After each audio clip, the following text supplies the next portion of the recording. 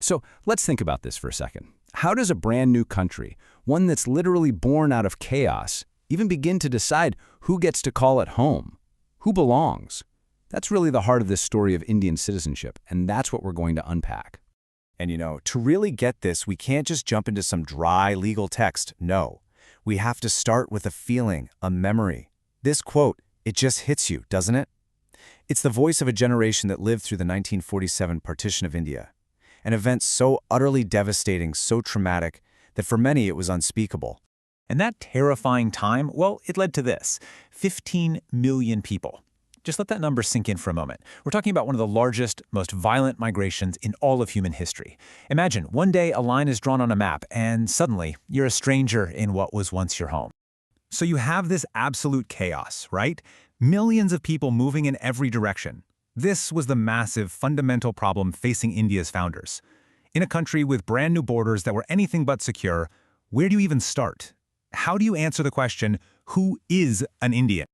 I love this analogy because it's just so perfect. India's new leaders weren't handed the keys to a beautiful, finished mansion. Not at all. They inherited a dilapidated house, walls crumbling, a roof leaking. So their first job wasn't picking out curtains. It was survival. It was building the most basic house rules. And rule number one had to be, who gets to live here? Okay, so to try and bring some order to all of this chaos, what do? They turn to the single most important document they have, the new Constitution.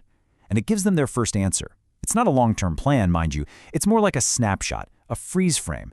It says, okay, on this one day, January 26, 1950, these are the people who are citizens.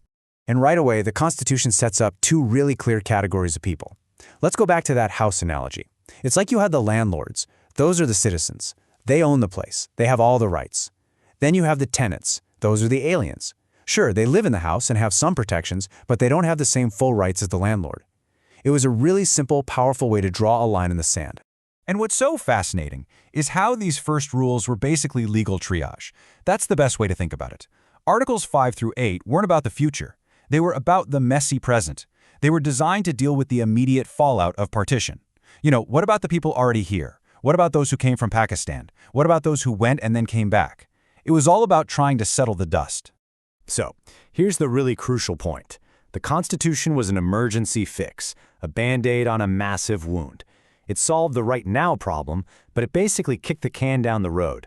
It said, all right, Parliament, this is your job now. You guys figure out the permanent system for the future. And that's exactly what happened. 5 years later, in 1955, Parliament gets to work and creates the master rulebook, the big one, the Citizenship Act.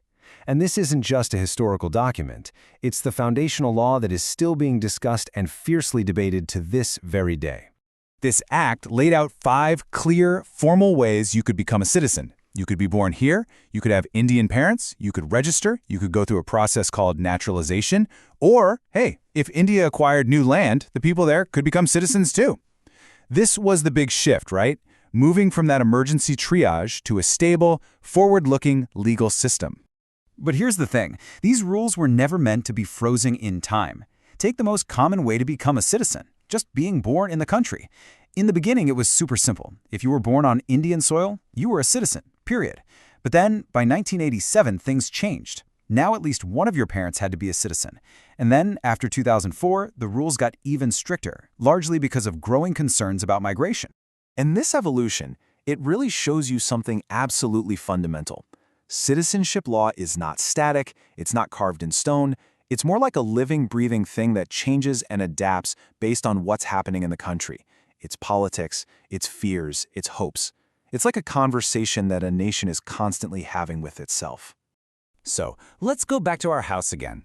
If the 1955 Act was the original blueprint, then over the last few decades, that house has gone through some major renovations. And each time they start knocking down walls, it reflects a new chapter in India's story.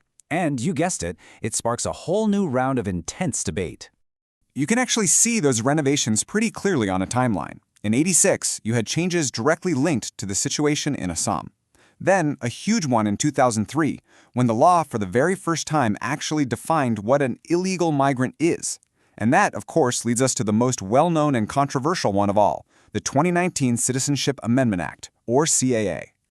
Okay, let's just pause on that 2003 definition for a second, because this is so important to understanding everything that comes next. For the first time, the law put it in black and white. An illegal migrant is someone who comes in without the right papers or who stays longer than they're allowed. And, this is the critical part, the law said that person cannot become a citizen. That single definition, that's the key. It's what sets the stage for the massive controversy around the 2019 CAA. Why? Because what the CAA does, in essence, is create a very specific exception to that very specific rule.